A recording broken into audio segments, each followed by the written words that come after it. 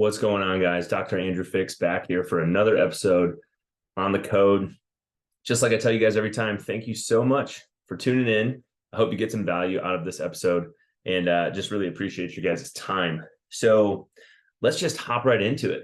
I kind of got the idea to do this discussion, do this episode from another podcast that I listened to. So let's set the groundwork or set the foundation with that. I was listening to another podcast. The show is called The Drive, and the host of that show, physician Peter Attia, you probably have heard me mention him before, but he's got a very successful podcast. It's got great pearls of information. It is very driven on, helping us understand longevity in our life. And he was interviewing a gentleman named Bill Perkins. This was episode 237. So interviewing Bill Perkins, having a conversation with him. And this is just coming straight from the show notes page of that particular podcast. So Bill Perkins, he's an author and he's a very successful hedge fund manager, entrepreneur. In the book that he wrote, which is going to be on my reading list here, I just purchased it. And as soon as I finish the one I'm currently on, I'll be reading that. It's called Die with Zero. And, the philosophy in that book, from what I understand from listening to that podcast, it sort of challenges what most of us think about. A lot of people conventionally are thinking about saving money, going on that trip one day, like they're saving up for this big trip or they're saving up for this big purchase later in their life. And, what Bill talks about is, we have three variables at the end of the day, and everything else kind of falls within these buckets. It's our health, our wealth, and our time, right? And of course, one of those you can't get back, right? You can't get that time back. Once it passes you, we're counting down essentially. Ever since we're born, we're counting down. And his idea is you take those three variables and how those all add and multiply and whatnot together. At the end of the day, we are solving a mathematical equation for what he calls net fulfillment, right? How can we live the most fulfilling, best life that we can possibly live? Not necessarily the longest life, not necessarily the life where you have the most money or you are in peak physical health, but how, with those three different buckets, can we live the most fulfilling life possible? And, he kind of argues that people need to start optimizing their life sooner. That a lot of people are saving money. They're saving for experiences and memories later in life that when they actually get there, you're too old to do them. Think of like a big trip where you're going to be doing a lot of hiking or something. Is that trip better done in your 30s, or is that trip better done when you're 80? If you're fortunate enough to make it to 80. So, Bill says most people are oversaving and underliving. And man, that really just resonated with me and got me thinking. So, and what I'm not saying is that, there are plenty of people out there that do have a financially challenging scenario. I think I heard some statistic in this podcast that like 30% of people in the United States could not come up with $1,000 on 3 days notice, just $1,000 of cash, because of where their savings is and their paycheck and the expenses that they have. But anyways, this podcast, the idea of reading this book just really got me thinking about, how are we spending our time? How are we spending our money? How much are those memories worth? And, it's hard to put a price on those things. And, my wife, Erin, and I, we don't have kids yet, but just thinking about, your child, when you have one, they're only going to be 3 years old once, right? Like you're only going to have that period or that season of your life to make those particular memories. And even though, because we're trying to plan things and we're trying to save, we want to push things down until the time is right. Well, the only time that you have to do that particular thing at that age and that memory is right then, right? So back to the title of this episode, a dose of spontaneity, and just being spontaneous is something that, honestly, I would say I'm not always, because I tend to be a bit of a planner, right? As a clinician in our practice here at Physio Room, I live life by a schedule. We have clients coming in at certain times of the day, and I'm just kind of always looking at the calendar, always looking at the schedule.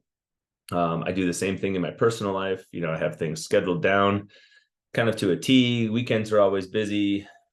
Mornings, weeknights, like this podcast, for example, we're recording this before we go into see clients for the day.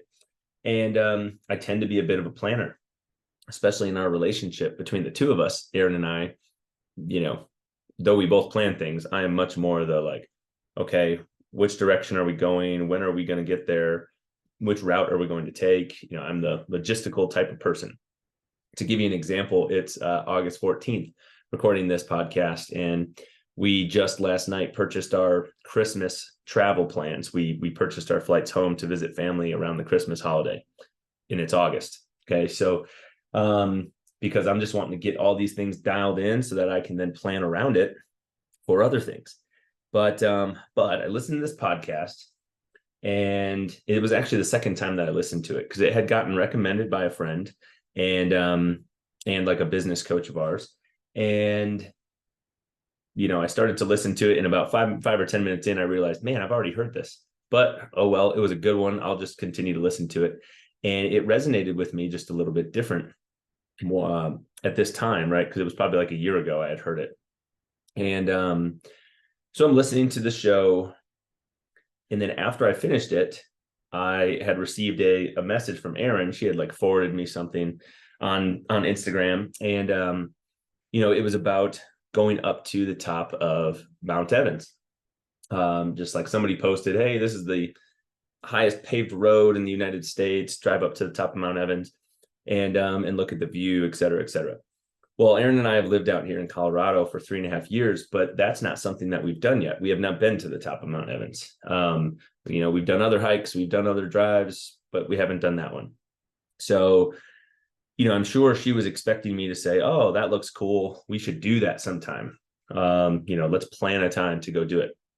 And this was Saturday afternoon when she sent me that.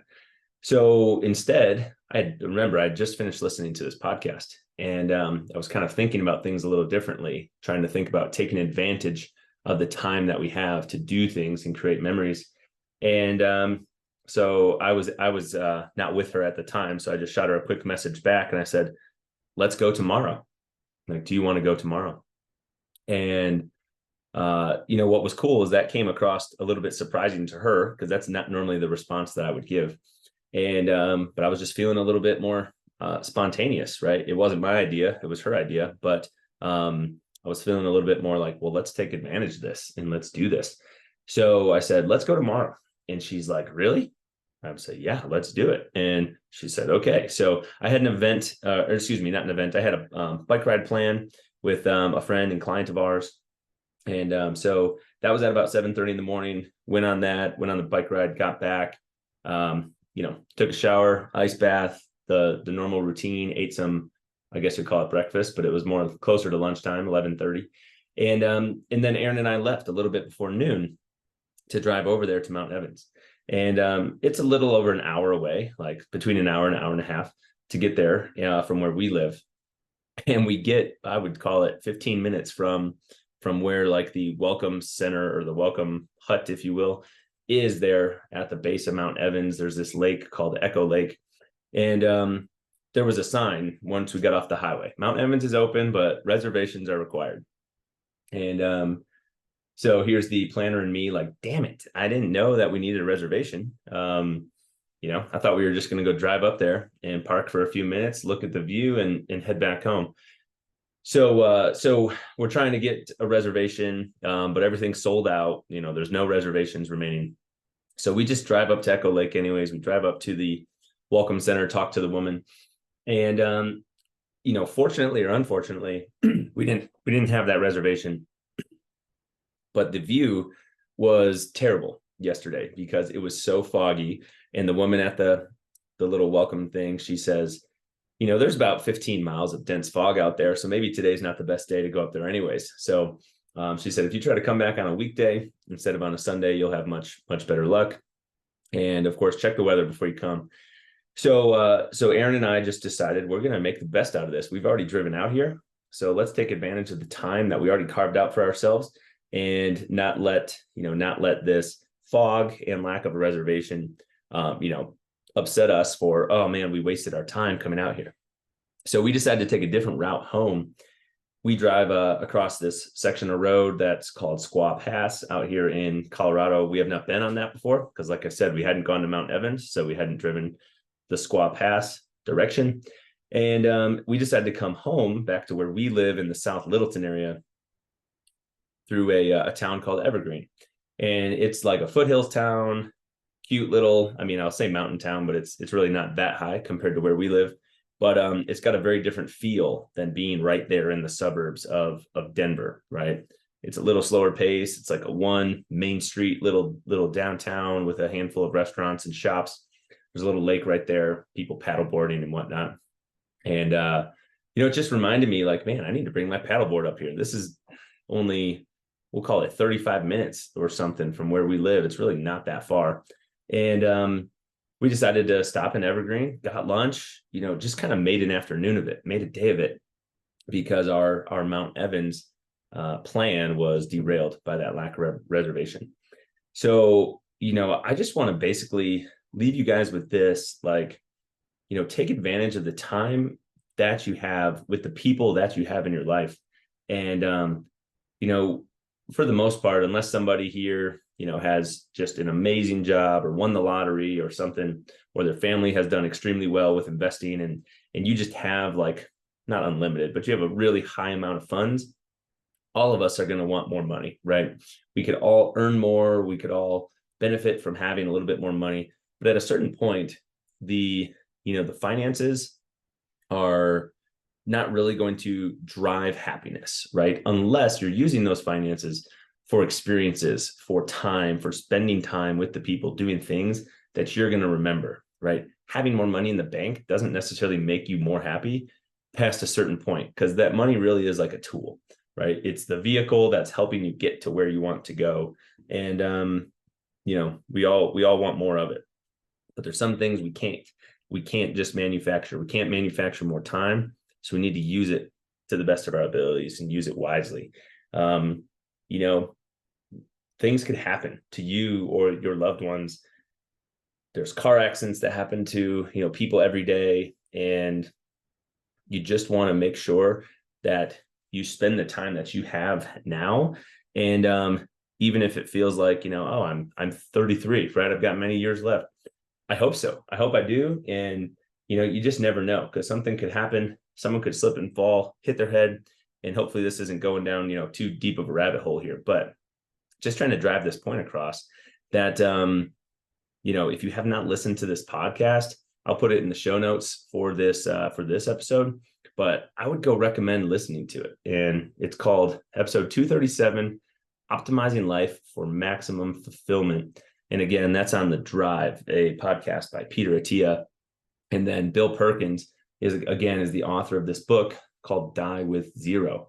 And the idea of, like, spending the money and maximizing your life before you no longer have it. So I'm going to be reading that book. If you have not read it, or if it sounds interesting at all to you, I'd recommend you go do the same. Listen to it, read it, and then live it, just like Bill basically says. So again, you guys, thank you so much for tuning in to this episode on The Code. If you've not already done so, man, reviews make a massive difference on this show. Reviews make a massive difference for our local practice and team here at Physio Room in the Denver, Colorado area. So 5-star review, we really would appreciate that, whatever podcast platform, or on Google if you're talking about for the practice.